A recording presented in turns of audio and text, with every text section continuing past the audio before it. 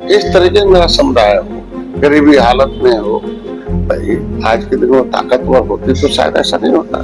DNA test की बात करते हैं, अपराधी के साथ खड़े हैं, अपराधी को निकाल नहीं रहे अपनी पार्टी से, नगर अध्यक्ष है, सक्रिय सदस्य है, लोग बस विपक्ष अपना बयानबाजी करके बस अपनी रोटी सेकना चाहता है। नमस्कार, श्रेष्ठ यूपी देख रहे हैं आप और मैं हूं आपके साथ विक्की सिंह। और हमारे साथ बातचीत करने के लिए कैबिनेट मंत्री डॉक्टर संजय निषाद हमारे साथ बातचीत करने के लिए। मामले को किस तरीके से देख रहे हैं? कोई भी रहेगा जिसके समाज का दर्द रहेगा तो उसको, अगर संवेदनशील है, सामाजिक व्यक्ति है और समाज के लिए अगर अपनी जिंदगी को डिवोट कर दिया, संकल्प ले लिया, तो एक वहाँ उसका जो दर्द था उसको बयान नहीं किया जा सकता। कितना दर्द है, कितनी सामी हुई है, कैसे उसके साथ 12 साल किया, उसके साथ सामूहिक, तो निश्चित रूप से कभी ये दर्द जो है मेरे समाज की बेटी, मेरी बेटी है, तो निश्चित रूप से ये दर्द तो बाहर क्योंकि गीता में भगवान राम को पार उतारा, मुगलों अंग्रेजों के मौत के घाट उतारा। कभी अयोध्या में भगवान राम निषाद राज के लोग एक ही गुरुकुल में पढ़ते थे, सुमंत उनके मामा थे। उस पवित्र भूमि पर इस तरीके मेरा समुदाय हो, गरीबी हालत में हो, भाई आज के दिन में ताकतवर होती तो शायद ऐसा नहीं होता।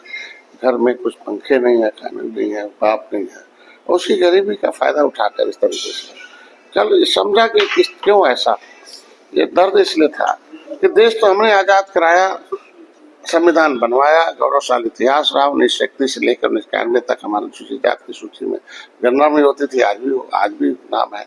लेकिन ये पता चला कि ये लोग दो कारणों से क्यों हमारा आज चूंकि क्यों 80 का, दो बात पता चला कि एक तो नदियों के किनारे निषाद रहते हैं, नदियों के किनारे शहर हैं, इन्हें जमीन चाहिए थी सबको।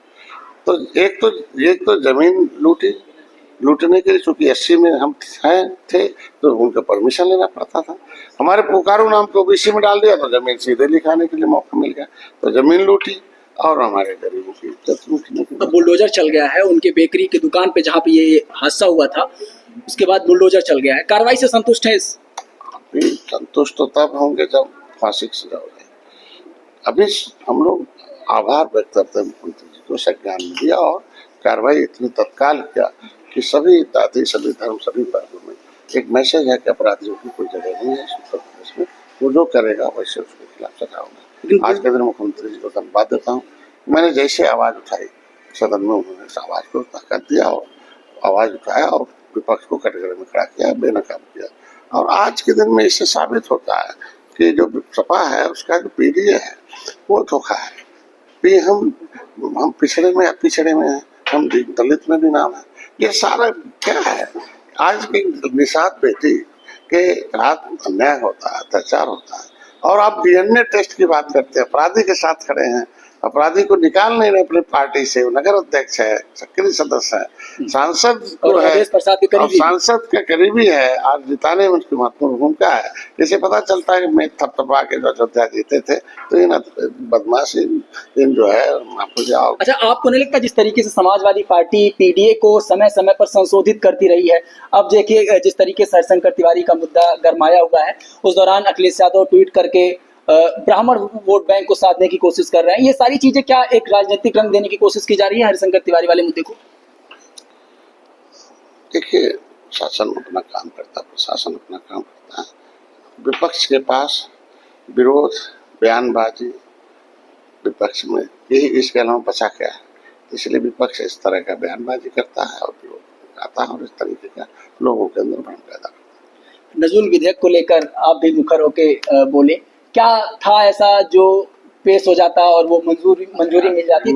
Criminal tribes act inquiry committee समय 1949-50 कहता है कि निषादों की निषाद इस देश को आजादी दिलवाने है, अंग्रेजों ने उगाड़ा, मुगलों ने उजाड़ा है।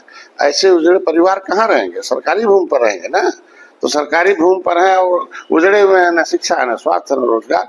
उनको 74 प्रकार की व्यवस्था देनी है सरकार को, और इन मेहमानों ने उस रिपोर्ट को कूड़ेदान में, तो आखिर 60 साल 70 साल है, तो उनको कहें। आज मुख्यमंत्री को धन्यवाद दूंगा, उन्होंने बयान दिया कि किसी को भी स्थापित नहीं किया जाएगा, सबको स्थापित किया जाएगा।